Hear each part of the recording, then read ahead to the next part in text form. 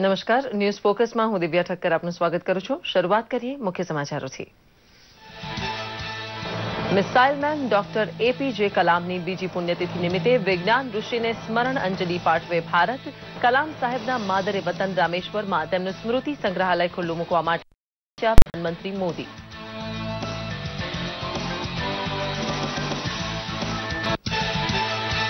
રાજ્યસભામાં પહોંચવા માટે કાલે ઉમેદવારી નોંધાવવા શાહ પહોંચ્યા અમદાવાદ. માહિતી પ્રસારણ મંત્રી સ્મૃતિ ઈરાનીને રિપીટ કરાયા હોવાથી તે પણ ફોર્મ ભરશે.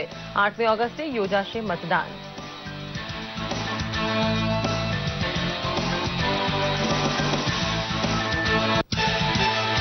કોંગ્રેસ છોડનાર બળવંતસિંહ રાજપૂત ભાજપ માટે રાજ્યસભા ચૂંટણીમાં ત્રીજા ઉમેદવાર બનશે. કેસરીયો ખેસ પહેરવા માટે કોંગ્રેસના 3 ધારાસભ્યોએ પોતાનું રાજીનામું વિધાનસભા અધ્યક્ષને સુપરત કર્યું. કોંગ્રેસ બચાવની હતભ્રમ મુદ્રામાં.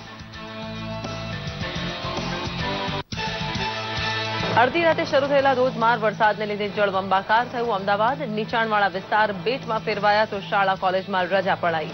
હજુ અતિ ભારે વરસાદની આગાહીને પગલે સાબદું થયું તંત્ર.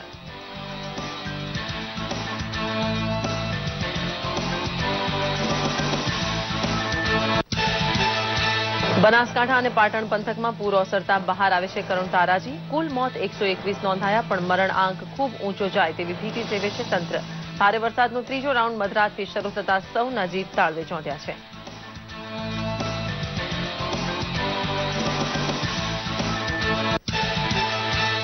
ભારે વરસાદનો ભોગ બનેલા કમનસીબના પરિવારને 4 લાખની સહાય જાહેર કરે છે રૂપાણી સરકાર. 2 લાખની રકમ પ્રધાનમંત્રી તરફથી મળી હોવાથી કુલ સહાય થશે 6 લાખ. ઢોર ઢાંખર અને મકાન દુકાનનું નુકસાન માપવા માટે સત્વરે હાથ ધરશે સર્વે.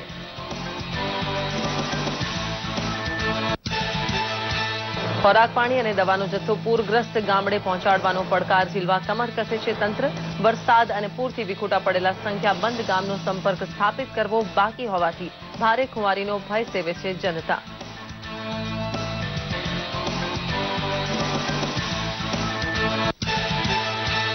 પૂરમાં ફસાયેલોનો હવાઈ માર્ગે બચાવ કરવા માટે કપરા હવામાનમાં પણ હેલિકોપ્ટર ઉડાડે છે હવાઈ દળના જાંબાઝ પાયલટ. યુદ્ધના ધોરણે બચાવ રાહત માટે લશ્કર, બીએસએફ તથા એનડીઆરએફની કુમકમાં કરાઈ બેવડી વૃદ્ધિ. સમાચાર વિગતવાર જોઈએ. દેશના પૂર્વ રાષ્ટ્રપતિ અને missile man doctor APJ Abdul કલામની દ્વિતીય પુણ્યતિથિ છે. આ નિમિત્તે પ્રધાનમંત્રી નરેન્દ્ર મોદીએ રામેશ્વરમ ખાતે એપીજે અબ્દુલ કલામ સ્મારકનું ઉદ્ઘાટન કર્યું હતું, તેમજ એક સાયન્સ એક્સપ્રેસનો પ્રારંભ કરાવ્યો હતો. મોદીએ એપીજે અબ્દુલ કલામે દેશને આપેલા અદ્વિતીય યોગદાન બદલ નમન કર્યા હતા. નરેન્દ્ર મોદીએ રામેશ્વરમ ખાતે પૂર્વ રાષ્ટ્રપતિ સ્વર્ગસ્થ એપીજે અબ્દુલ કલામ મેમોરિયલનું ઉદ્ઘાટન કર્યું હતું. દેશના મિસાઇલ મેનની બીજી પુણ્યતિથિ નિમિત્તે રામેશ્વર પહોંચ્યા હતા, જ્યાં defence research and development organisation દ્વારા ડિઝાઇન કરાયેલા સંગ્રહાલયનું ઉદ્ઘાટન થયું હતું. અવકાશ વિજ્ઞાન ક્ષેત્રે તેમણે આપેલા યોગદાનની સ્મૃતિમાં મિસાઇલના વિવિધ મોડેલો આ સંગ્રહાલયમાં પ્રદર્શિત કરાયા છે. आज मैंने स्मारक देखा, मन इतना प्रसन्न हो गया कि हमारे देश में भी इतने कम समय में और इतना इनोवेटिव इमेजिनेशन वाला एक भव्य स्मारक जो श्रीमान डॉक्टर अब्दुल कलाम जी को पूरी तरह सुसंगत है, उनके विचारों को, कार्य को, जीवन को, आदर्श को, संकल्प को ऐसा स्मारक बनाने के लिए वेंकैया जी और उनकी पूरी टीम को, तमिलनाडु सरकार को, भारत सरकार के सभी विभागों को, डीआरडीओ को मैं हृदय से बहुत बहुत अभिनंदन करता हूं. કલામ સંદેશ વાહિની જેવી બસને પણ લીલી ઝંડી ફરકાવીને પીએમ મોદીએ રવાના કરી હતી. મંડપમાં તેમણે રેલીને સંબોધીને પૂર્વ રાષ્ટ્રપતિ ડોક્ટર એપીજે અબ્દુલ કલામની સિદ્ધિઓ અને તેમના વ્યક્તિત્વને યાદ કર્યું હતું. पिछले वर्ष हमने यहां एक संकल्प किया था, आपसे वादा किया था कि कलाम साहब की याद में रामेश्वरम में एक मेमोरियल का निर्माण किया जाएगा. मुझे खुशी है कि आज यह संकल्प पूरा हो रहा है। Defence research and development organisation DRDO ने बहुत ही कम समय में ये मेमोरियल तैयार किया है। ये मेमोरियल देश की वर्तमान और भावी पीढ़ी को प्रेरणा देता रहेगा। આ પ્રસંગે પૂર્વ કેન્દ્રીય મંત્રી અને ઉપરાષ્ટ્રપતિ પદના એનડીએના ઉમેદવાર એમ વેંકૈયા નાયડુએ પણ એપીજે અબ્દુલ કલામને તેમના સાયન્સ અને ટેકનોલોજીના ક્ષેત્રે દેશને અર્પેલા ઉત્કૃષ્ટ યોગદાન બદલ યાદ કર્યા હતા. નોલેજ સેન્ટરમાં કલામનું વેક્સ સ્ટેચ્યુ લગાવવામાં આવ્યું છે, જે જયપુરના વેક્સ મ્યુઝિયમમાં તૈયાર કરવામાં આવ્યું છે. આ પ્રસંગે તેમણે તામિલનાડુના પૂર્વ મુખ્યમંત્રી જયલલિતાને પણ યાદ કર્યા હતા. તેમજ કહ્યું હતું કે જો આજે તેઓ હયાત હોત તો અનેક શુભકામના અને આશીર્વાદ આપ્યા હોત. આ પ્રસંગે તેમણે એક ટ્રેનનો પણ પ્રારંભ કરાવ્યો હતો. દૂરદર્શન સમાચાર અમદાવાદ. ભારતીય જનતા પાર્ટીના રાજ્યસભાના 2 ઉમેદવાર કેન્દ્રના માહિતી અને પ્રસારણ મંત્રી સ્મૃતિ ઈરાની અને ભાજપના રાષ્ટ્રીય અધ્યક્ષ અમિત શાહ ઉમેદવારી કરવાના છે. ત્યારે અગાઉ ગાંધીનગર ખાતે ભાજપની ગુજરાત પ્રદેશની કારોબારીની બેઠક યોજાઈ હતી, જેમાં આગામી વિધાનસભાની ચૂંટણીની ચર્ચા કરવામાં આવી હતી. પ્રદેશ કારોબારીની બેઠકમાં ચૂંટણીની વ્યૂહરચનાની પણ વિસ્તૃત ચર્ચા કરવામાં આવી હતી, જેમાં મુખ્યમંત્રી વિજય રૂપાણી, નાયબ મુખ્યમંત્રી નીતિન પટેલ, પૂર્વ મુખ્યમંત્રી આનંદીબેન પટેલ સહિતના વરિષ્ઠ નેતાઓએ માર્ગદર્શન આપ્યું હતું. ગુજરાતમાં ભાજપના મિશન 150 અંગે પણ વિગતવાર ચર્ચા કરવામાં આવી હતી. આ ઉપરાંત ભાજપના રાજ્યસભાના 3જા ઉમેદવાર તરીકે બળવંતસિંહ રાજપૂતના નામની જાહેરાત કરવામાં આવી હતી. અમિત શાહ, સ્મૃતિ ઈરાની અને બળવંતસિંહ રાજપૂત આવતીકાલે 11 વાગે પોતાની ઉમેદવારી કરશે. અધ્યક્ષ શ્રી અમિતભાઈ શાહે આ વિધાનસભા પક્ષની બેઠકમાં પ્રદેશ અગ્રણીઓની વચ્ચે ભારતીય જનતા પાર્ટી તરફથી રાજ્યસભાના 3જા ઉમેદવાર તરીકે શ્રી બળવંતસિંહ રાજપૂત એની જાહેરાત કરી હતી અને બેઠકમાં સૌ લોકોએ એને વધાવી લીધી હતી, સમર્થન આપ્યું હતું. આવતીકાલે સવારે 11 વાગે ભારતીય જનતા પાર્ટી તરફથી રાષ્ટ્રીય અધ્યક્ષ શ્રી અમિતભાઈ શાહ, સ્મૃતિબેન ઈરાની અને શ્રી બળવંતસિંહ રાજપૂત એ સવારે 11 વાગે રાજ્યસભાના ફોર્મ ભરવા માટે પણ જશે.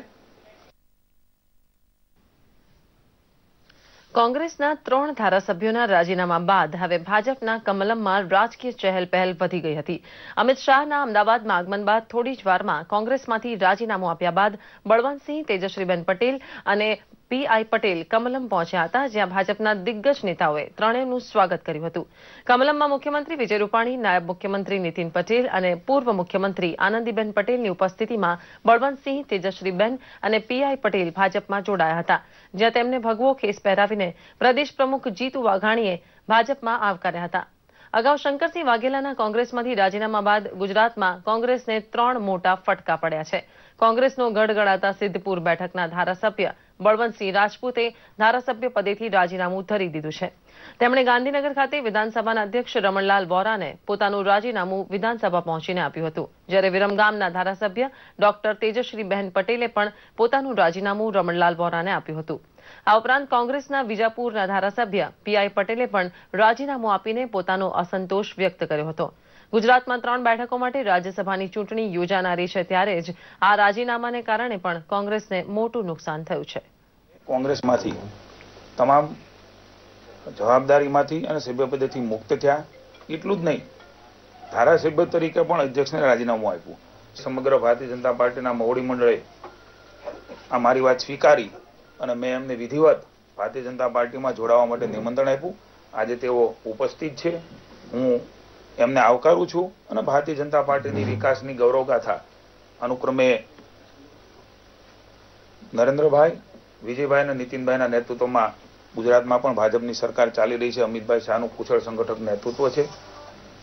હું ખૂબ હૃદયના ઉમળકાભેર એમનું સ્વાગત કરું છું.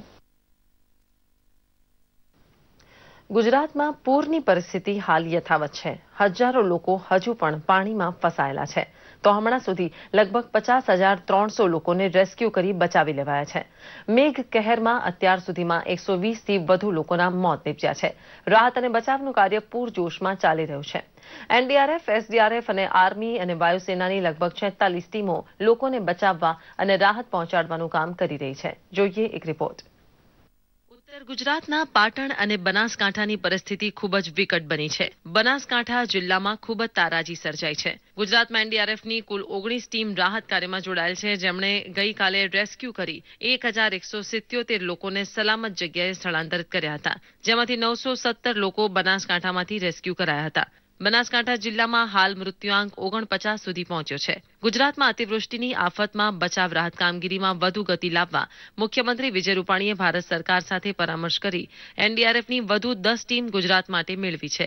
3 ટીમ દિલ્હીથી, 4 ટીમ ચેન્નાઈથી અને 3 ટીમ ભુવનેશ્વરથી આજ સુધીમાં ગુજરાત આવી પહોંચશે. हमारे 11 दस्ते लगे हुए हैं. बीएसएफ की इसमें 5 बोट भी लगी हुई हैं जो हमने भुज से मंगाई हैं, हमारी वाटर विंग है उससे, और साथ में हमने हमारा रिकवरी वाहन भी भेजा हुआ है, जिससे कहीं गाड़ी कोई रोड पे फंस जाती है या ट्रैफिक जाम होता है तो उसको रेस्क्यू करने के लिए. વરસાદ આવ્યા બાદ જેટલા લોકો ફસાયા એમાં જે રેસ્ક્યુની કામગીરી થઈ એમને બચાવવાની, એમાં અમારી પાસે આર્મીના કોલમો, એનડીઆરએફ, એસડીઆરએફ, પોલીસના જે ડાઇવિંગ તરવૈયાઓ, ચોપર, ઓપરેશન, એ બધાના માધ્યમથી લગભગ 5,000થી પણ વધારે લોકોની લાઈફ છેલ્લા 3 દિવસમાં બનાસકાંઠા વહીવટીતંત્ર અને આર્મીની અને પેરામિલિટરી ફોર્સીસની આ ટુકડીઓની મદદથી બચાવાઈ છે. બનાસકાંઠાની સ્થિતિની વાત કરીએ તો 100 જેટલા ગામોમાં વીજ પુરવઠો ઠપ થઈ ચૂક્યો છે. ધાનેરા, કાંકરેજ તાલુકાના 20 ગામડાઓમાં 3થી 4,000 લોકો ફસાયેલા હોવાની શંકા છે. વાયુસેનાના વિમાન દ્વારા 3,000 ફૂડ પેકેટ અને 6,000 પાણીની બોટલ પૂર પીડિતોને પહોંચાડવામાં આવી હતી. તો બનાસ ડેરી દ્વારા દરરોજ 1 લાખ જેટલા ફૂડ પેકેટ લોકોને પહોંચાડાઈ રહ્યા છે. પૂરની પરિસ્થિતિને, સંકટને, આપણી સામે આવેલા સંકટને પહોંચી વળવા માટે સમાજના વિવિધ સંગઠનો, સેવાભાવી કાર્યકર્તાઓ દ્વારા પૂર પીડિતો માટે રાહત સામગ્રીની વ્યવસ્થા પહોંચાડવા માટેની વ્યવસ્થા પાટણના રાષ્ટ્રીય સ્વયંસેવક સંઘના કાર્યાલય ખાતે એક કંટ્રોલ પોઈન્ટ ઊભો કરી અને બધાનું સંકલન થાય એ માટે એક વ્યવસ્થા ઊભી કરવામાં આવેલી છે. અત્યારે પણ જુદા જુદા સેવાભાવી સંગઠનો આ કાર્યમાં ખૂબ બધા તન-મન ધનથી લાગી પડેલા છે. પાટણના 46 ગામડાઓમાં 3,400 ફસાયેલા લોકોમાંથી લગભગ 2,000 લોકોનું રેસ્ક્યુ કરીને બચાવવામાં આવ્યા છે. એનડીઆરએફની ટીમે અત્યાર સુધીમાં ખાખલ ગામમાંથી 300 લોકોને રેસ્ક્યુ કરી સલામત જગ્યાએ સ્થળાંતરિત કર્યા છે, તથા કુલ મળીને એનડીઆરએફ દ્વારા લગભગ 11,300 લોકોને બચાવવામાં આવ્યા છે. પાટણમાં લગભગ 125 જેટલા પશુઓના મોત થઈ ચૂક્યા છે. ખરાબ પરિસ્થિતિને કારણે 45 જેટલા ગામોમાં વીજળી ડૂલ થઈ ગઈ હતી, જેમાંથી 9 ગામોમાં વીજળી આવી ચૂકી છે. હજુ 36 ગામોમાં વીજળી નથી આવી. છેલ્લા 6 દિવસથી બંધ ડીસા પાટણ હાઈવે રાબેતા મુજબ થયા છે. તો 77 જેટલા ગામો રસ્તા માર્ગોથી સંપર્ક વિહોણા થઈ ચૂક્યા છે. અત્યારે 35 જેટલા ગામોમાં લગભગ 3,000 જેટલા માણસો ફસાયેલા છે અત્યારે, અને ઢોર ઢાખર તો કેટલું મરી ગયું એનો અંદાજ લગાવવો પણ મુશ્કેલ છે. અને રસ્તાઓ તૂટી ગયેલ છે. ખેતીની જમીન અત્યારે ખેતી લાયક કોઈ પાક રહ્યો નહીં, બધું ધોવાણ થઈ ગયેલું છે. હવામાન વિભાગ દ્વારા આગામી 3 દિવસમાં ભારેથી અતિ ભારે વરસાદની આગાહી છે. साउथ गुजरात में कोई जगह में एक्सट्रीमली हेवी रेनफॉल होने का भी संभावना है. ओके, नाउ हेवी रेनफॉल जो दिया गया है mainly Banaskantha, Patan, Mehsana, Sabarkantha, Gandhinagar, Aravalli, Mahisagar, even Ahmedabad also, Ahmedabad, Kheda, Dahod, Panchmahal, and नीचे जो है साउथ गुजरात में Valsad, Navsari, Surat, Tapi, okay, Bharuch also. So ये सब जगह में हमारा मानना यह है कि heavy to very heavy rainfall होने की संभावना है नेक्स्ट 24 आवर्स. તો આવી પરિસ્થિતિમાં અગમચેતી માટે લોકોને સાવધાન રહેવા અને સુરક્ષિત જગ્યાએ ખસી જવાની સલાહ આપી છે. Bureau report, Ahmedabad. મિત્રો, ગુજરાત હાલમાં જે પૂરની ગંભીર પરિસ્થિતિમાં હાલાકી ભોગવી રહ્યું છે, તેમાં ખાસ કરીને પાટણ અને બનાસકાંઠા જેવા વિસ્તારો, જેની હાલની પરિસ્થિતિ શું છે તે જાણી અમારા સંવાદદાતા ભરત પાસેથી. ભરત, હાલ શું પરિસ્થિતિ જોવા મળી રહી છે ત્યાં? વરસાદ બંધ પડ્યો છે, પાણી ઓસરી રહ્યા છે, વિશે આપ માહિતી આપશો. બપોર પછી જે પાટણ જિલ્લામાં વરસાદ ધીમો પડ્યો છે જોર, પરંતુ જે ઝરમર વરસાદ તો ચાલુ છે. પરંતુ હમણાં જ જે મળતી કલેક્ટર દ્વારા સૂત્રો દ્વારા મળતી માહિતી મુજબ સરસ્વતી નદી મુક્તેશ્વર ડેમમાંથી 15,000 ક્યુસેક પાણી છોડાઈ ચૂક્યું છે અને એના કારણે જે 16,000 જેટલું સ્થળાંતર હતું એ આંકડો પહોંચી ગયો છે 37,000. 37,000 લોકોને પાટણ જિલ્લામાંથી તાત્કાલિક ધોરણે 5-6 કલાકમાં જ સ્થળાંતર કરાવી દેવાયું છે અને કારણ કે સરસ્વતી નદીમાં પણ પૂર આવવાની શક્યતા છે. અને જે બીજા 58 ગામો છે એમાં આરોગ્યની 310 ટીમોએ આજે કામ કર્યું હતું. 200થી વધારે લોકોને તબીબી સારવાર આપવામાં આવી છે. 12,000 જેટલા ફૂડ પેકેટનું પણ વિતરણ કરવામાં આવ્યું છે. ખાસ કરીને બનાસકાંઠા જિલ્લાના જે કાંકરેજ વિસ્તાર છે ત્યાં માછીમારોની ટીમ કામે લાગી છે અને જે માછીમારોએ ખૂબ જ સારી રીતે કામ કર્યું છે એવું જાણવા મળી રહ્યું છે. જી, અને એનડીઆરએફ કે તંત્ર દ્વારા જે કામગીરી થઈ રહી છે એની વિશેષ જાણકારી જો આપ પાસે હોય તો આપ આપશો. જો એનડીઆરએફ અને જે તંત્રએ વહીવટી તંત્રની બીજી ટીમો છે એનડીઆરએફ, બીએસએફ, આર્મી અને જે એસઆરપીની ટીમો છે એમણે 3801 લોકોને પાટણ અને બનાસકાંઠા જિલ્લામાંથી બચાવી લીધા છે.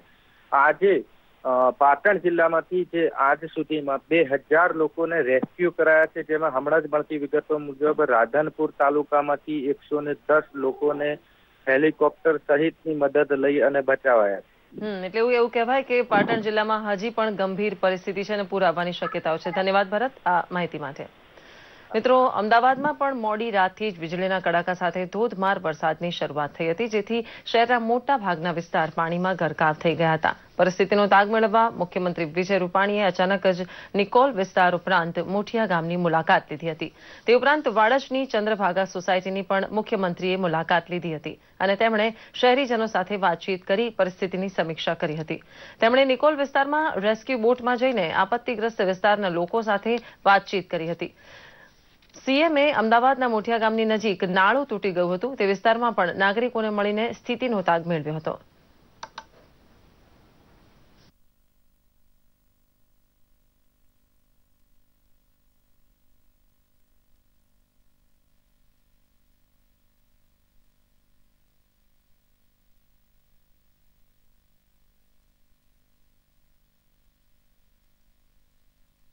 ટકાવારીની વાત કરું તો અત્યાર સુધીમાં 73% વરસાદ હજી તો ચોમાસાની શરૂઆત છે. એટલે ઘણા વર્ષો પછી ગુજરાતમાં આવો ભારે વરસાદ કે જુલાઈ મહિનામાં જ રાજ્યનો સરેરાશ વરસાદમાં 73% 73% વરસાદ અત્યાર સુધીમાં પડી ગયો છે. સરકારનું આગોતરું થોડું આયોજન, ચેતવણી, ફોરકાસ્ટને ધ્યાનમાં રાખ્યું, તંત્ર એક્ટિવ બન્યું અને લોકોનો સહકાર, એને કારણે આપણે અત્યાર સુધીમાં 54,000થી વધુ લોકોને સમયસર સ્થળાંતર કર્યા.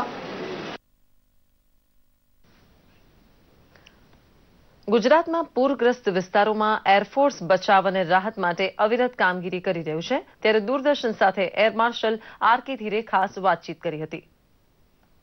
2015 में भी बनासकांठा और पतन एरिया में काफी फ्लड्स आए थे, तो तब हमने हेलीकॉप्टर अहमदाबाद में शिफ्ट करके यहां से ऑपरेट किया था. इस बार 23 तारीख को हमें मालूम था कि इस बार हैवी मानसून और हैवी सिस्टम एक आ रहा है जो बाड़मेर से लेके पतन तक के एरिया में साउथ राजस्थान और यहाँ पे इफेक्ट करेगा. तो दोनों स्टेट्स के लिए हमने जुगाड़ कर लिए थे. हेलीकॉप्टर्स को जामनगर, फलौदी जहां से वो ऑपरेट करते हैं वहां के अलावा, बिकॉज कई बार मौसम ऐसा होता है कि हर डायरेक्शन से नहीं आ पाते, हमने अहमदाबाद में ही जहाज मूव कर लिए थे और यहां से 24 तारीख को ही 2 जहाज दीसा में एएलजी में ऑपरेट करने के लिए हो गए थे. बट 24 को ऐसा मौसम था कि बिल्कुल भी पास और कोई रिलीफ मिशन नहीं कर पा रहे थे क्योंकि कुछ दिखता ही नहीं था हेलीकॉप्टर्स को. 25-26 तारीख को हमने ये स्ट्रेंथ बढ़ा दी और 25 तारीख को यहाँ पर भी 3 जहाज आ गए और 4 वहां पर थे. अहमदाबाद में 3 आ गए और उसके बाद से 450 लोगों को तो इस एरिया में इन 2 दिन में ही बचाया गया. अभी ऐसी स्थिति है कि 20 हेलीकॉप्टर सिर्फ गुजरात के इस एरिया के लिए लगे हुए हैं. 8 उनमें से दीसा में है, 2 हमने इस बार मेहसाना में भी रखे हैं. किसी बार मौसम ऐसा होता है और पाटन के लिए वो पास पड़ते हैं. और 3 हेलीकॉप्टर हमने रखे हुए हैं अहमदाबाद में और 2 हेलीकॉप्टर बाड़मेर में. इनके अलावा 6 जहाज हमने जोधपुर और फलौदी में राजस्थान एरिया के रखे हैं, यहाँ पे 20 रखे हैं। 3 और 4 चेतक हेलीकॉप्टर, एक मेहसाना में और बाकी 2 जामनगर में और एक अहमदाबाद में, इसके अलावा एक्स्ट्रा है। अब तक 575 या 600 लोगों को बचाया जा चुका है। 25 टन सामग्री एयर से ड्रॉप करी जा चुकी है सब जगह, गुजरात में ही। આણંદના ઉપરવાસમાં ભારે વરસાદને કારણે વાસણા બેરેજથી સાબરમતી નદીમાં પાણી છોડવામાં આવ્યું હતું। તારાપુર તાલુકાના 12 અને ખંભાત તાલુકાના 2 સહિત કુલ 14 ગામોમાં પૂરના પાણી ઘૂસ્યા છે। જિલ્લા પ્રશાસને સાવચેતી અને અગમચેતીના ભાગરૂપે તારાપુર તાલુકાના સાબરમતી કિનારાના પૂરગ્રસ્ત જાફરગંજ, મોટા કલોદરા, ખડા સહિત 12 ગામોનું લોકોનું ખેતીવાડી ઉત્પન્ન બજાર સમિતિ તથા સાર્વજનિક હાઈસ્કૂલ તારાપુર ખાતે સ્થળાંતર કરવામાં આવ્યું હોવાનું કલેક્ટર ડોક્ટર ધવલ પટેલે જણાવ્યું છે। કલેક્ટર અને જિલ્લા વિકાસ અધિકારી સહિતના જિલ્લાના અધિકારીઓએ પૂરગ્રસ્ત તારાપુર તાલુકાના ગામોની મુલાકાત લઈ પરિસ્થિતિનું જાત નિરીક્ષણ કર્યું હતું। સ્થળાંતરિત લોકો માટે એપીએમસી ખાતે ફૂડ પેકેટ તથા ભોજનની પણ તંત્ર દ્વારા વ્યવસ્થા કરવામાં આવી હતી। તારાપુર ખંભાતના પૂરગ્રસ્ત ગામોમાં બચાવ રાહત કામગીરી માટે લાઈફ બોપા, લાઈફ જેકેટ, દોરડા જેવા સાધનો સહિત એનડીઆરએફની ટીમ પણ તૈનાત કરવામાં આવી છે। ઉપરવાસમાં ભારે વરસાદને કારણે કડાણા ડેમમાંથી પાણી છોડવામાં આવતા મહીસાગર કાંઠાના ઉમરેઠ તાલુકાના આણંદ 2, આણંદના 6, બોરસદના 8 અને આંકલાવ તાલુકાના 11 સહિત કુલ 27 ગામોના લોકોને એલર્ટ કરાયા છે।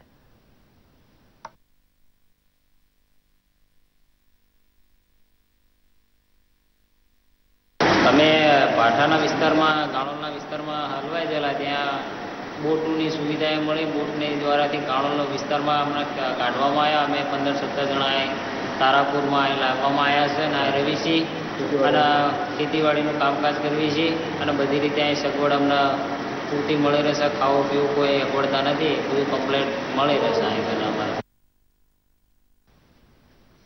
બનાસકાંઠામાં પૂરગ્રસ્ત વિસ્તારોમાં યુદ્ધના ધોરણે રાહત અને બચાવ કામગીરી ચાલી રહી છે। 7 હેલિકોપ્ટર મારફતે 3 લાખથી વધુ ફૂડ પેકેટ અસરગ્રસ્તો સુધી પહોંચાડવામાં આવ્યા છે। આ બચાવ કામગીરી દરમિયાન 2700 લોકોને આર્મી દ્વારા બચાવવામાં આવ્યા હતા, જ્યારે 22750 લોકોને આર્મી દ્વારા સલામત સ્થળે ખસેડાયા હતા। આર્મી દ્વારા મેડિકલ સેવાઓ પણ પૂરી પાડવામાં આવી રહી હોવાની માહિતી આર્મી દ્વારા આપવામાં આવી હતી। મહેસૂલ તપાસણી કમિશનર અને બનાસકાંઠાના પૂર્વ કલેક્ટર હરીશ શુક્લા દ્વારા હાલમાં સ્થિતિની સમીક્ષા કરવામાં આવી રહી છે, તેમજ પરિસ્થિતિ ઉપર નજર રાખવામાં આવી રહી છે। રવિવારે દીવના દરિયામાં સેલ્ફી લેવાના ચક્કરમાં ગુમ થયેલા યુવકની હજુ પણ શોધખોળ ચાલુ છે। ઇન્ડિયન નેવીના હેલિકોપ્ટર દ્વારા દીવના દરિયામાં યુવકને શોધવામાં આવી રહ્યો છે। રાજસ્થાનના 5 યુવકો દીવના નાગવા બીચ પર ફરવા આવ્યા હતા, પરંતુ ચેતવણી હોવા છતાં યુવાનો દરિયાની નજીક ગયા અને તોફાની મોજામાં લપેટાઈ દરિયામાં ગરકાવ થઈ ગયા હતા। આ ઘટનામાં એક યુવાન બચી ગયો હતો, પરંતુ 3 યુવાનની હજુ સુધી કોઈ ભાળ મળી નથી।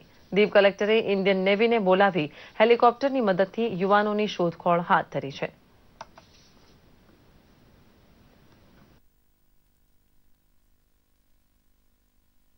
તણાઈ ગયા મોજાની સાથે અને એક માણસ વ્યક્તિ જે શિબુ રણજીતસિંહ હતા એ બચી ગયેલા, જેમને બચાવી અને હોસ્પિટલ માટે રિફર કરેલા અને બાકીના 3 જણાઓની ડેડ બોડી અત્યાર સુધી ગરકાવ થઈ ગયેલી છે। હાઈ ટાઈડ છે અને બહુ જ રફ સમુદ્ર હોય છે। કમસે કમ 25 થી 30 ફીટ ઉપરથી નીચે પડેલા છે, જેની ડેડ બોડી હજી સુધી મળી આવેલ નથી। દરિયાનો કરંટ જોતા હજી સુધી એના ડેડ બોડી અમને મળેલા નથી। આ માટે અમે ઇન્ડિયન નેવીના કમાન્ડર પ્રદીપસિંહને રિક્વેસ્ટ કરેલી કે નેવીના ડાઇવર્સને મોકલાવવામાં આવે। ઇન્ડિયન નેવી અમારી રિક્વેસ્ટ માની અને આજે બપોરે હેલિકોપ્ટર દ્વારા સર્વે કરવામાં આવેલો છે નાગવા બીચ અને આજુબાજુના એરિયામાં અને ગુજરાતના એરિયામાં, અને હજી એમના તરફથી અમને કંઈ જાણ નથી થયેલી। વલસાડ જિલ્લાના વાપીમાં જીઆઈડીસી વિસ્તારની એક દુકાનમાંથી અતિશય દુર્ગંધ આવી રહી છે તેવી પોલીસને માહિતી મળી હતી।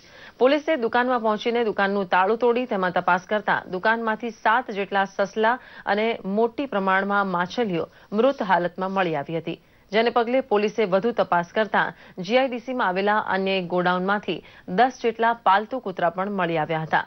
ભૂખથી તરફડી રહેલા કૂતરાઓને બચાવી લેવાયા હતા। આ દુકાન માલિક અજયની પોલીસે ધરપકડ કરી હતી। જીવદયા પ્રેમીઓમાં ઘટનાને પગલે આક્રોશ ફાટી નીકળ્યો હતો। શ્રાવણ મહિનો શરૂ થતા ગુજરાત સહિત દેશભરના શિવ મંદિરોમાં શિવ આરાધના સ્તુતિ અને બમ બમ બોલે ઓમ નમઃ શિવાયના નાદથી ગુંજે છે. વ્યારાના ઉમિયા મંદિરના પટાંગણમાં શિવ ભક્તોએ 1.25 લાખ રુદ્રાક્ષ જડિત 12 ફૂટ ઊંચા શિવલિંગનું નિર્માણ કર્યું છે. આ સાથે સમગ્ર શ્રાવણ માસ દરમિયાન અભિષેક અને હવન પૂજાનું આયોજન કર્યું છે. આ પ્રતિમાના દર્શન કરવા માટે મોટી સંખ્યામાં ભક્તો ઉમટી રહ્યા છે અને ધન્યતા અનુભવે છે. શિવ ભક્તો દ્વારા ભોળાનાથને રીઝવવા માટે શ્રાવણમાં અવનવા ભક્તિ પ્રકાર અપનાવવામાં આવે છે.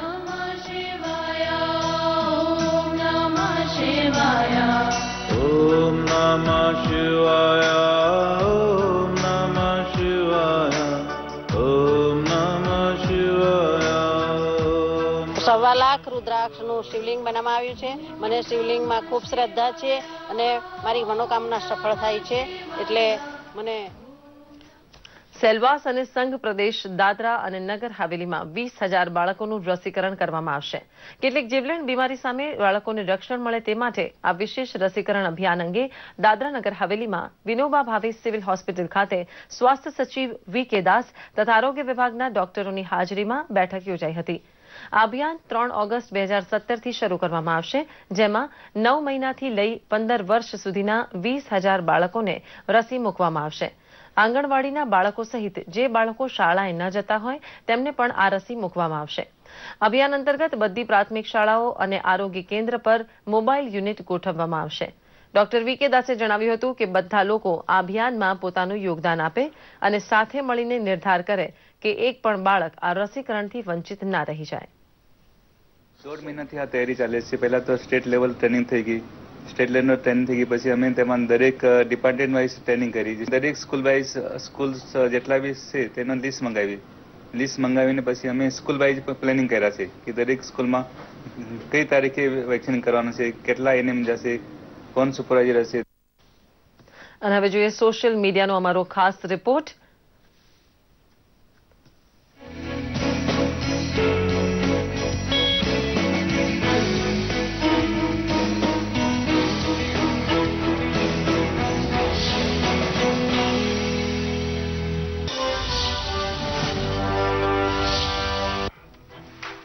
પ્રધાનમંત્રી નરેન્દ્ર મોદીએ ટ્વીટ કરી બિહારના મુખ્યમંત્રી તરીકે શપથ લેતા નીતિશ કુમાર અને નાયબ મુખ્યમંત્રી સુશીલ કુમાર મોદીને અભિનંદન પાઠવ્યા છે અને બિહારના વિકાસ અને સમૃદ્ધિ માટે સાથે મળીને કામ કરવા આગળ વધો તેવી શુભકામના પાઠવી છે.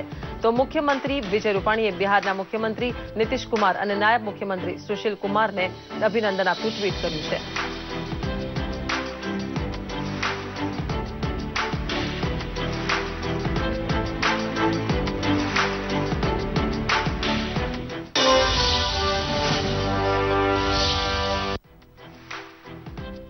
પૂર પીડિતોને ભારે આવે છે ગુજરાત સરકાર. ગુજરાતમાં વરસેલા અનરાધાર વરસાદથી આવેલા પૂર પ્રકોપમાં ભારે નુકસાન પહોંચ્યું છે, ત્યારે ગુજરાત સરકારે પૂર પીડિતો માટે રાહત પેકેજની જાહેરાત કરી છે. રાહત પેકેજમાં પૂર અને અતિવૃષ્ટિમાં મૃત્યુ પામેલાઓના કુલ 6 લાખની સહાય, અતિવૃષ્ટિગ્રસ્ત વિસ્તારોમાં ઘાસચારાનું વિતરણ અને રોગ અટકાયત જેવા વગેરે પગલાંનો સમાવેશ કરાયો છે.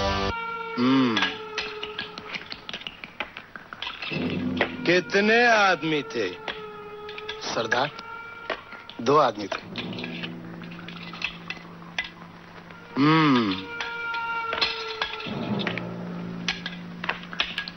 2 आदमी.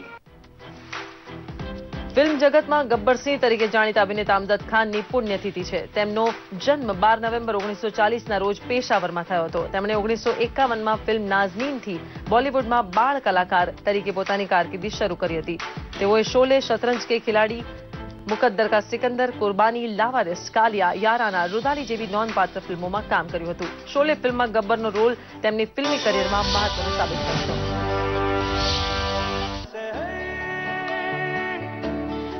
બોલિવૂડના અભિનેતા શાહરૂખ ખાનની આગામી ફિલ્મ જબ હેરી મેટ સેજલનું ધમાકેદાર ગીત હવાएं યુટ્યુબ પર રિલીઝ થઈ ગયું છે.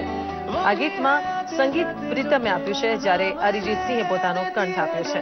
ડિરેક્ટર ઇમ્તિયાઝ અલીની આ ફિલ્મ 4 ઓગસ્ટ 2017ના રોજ રિલીઝ થશે. સોશિયલ મીડિયા ડેસ્કથી મોનિશ ભાવસારનો રિપોર્ટ હતો. દૂરદર્શન સમાચાર અમદાવાદ ખાતે. આ સાથે જ ન્યૂઝ ફોકસ અહીં સમાપ્ત કરીએ છીએ. નમસ્કાર.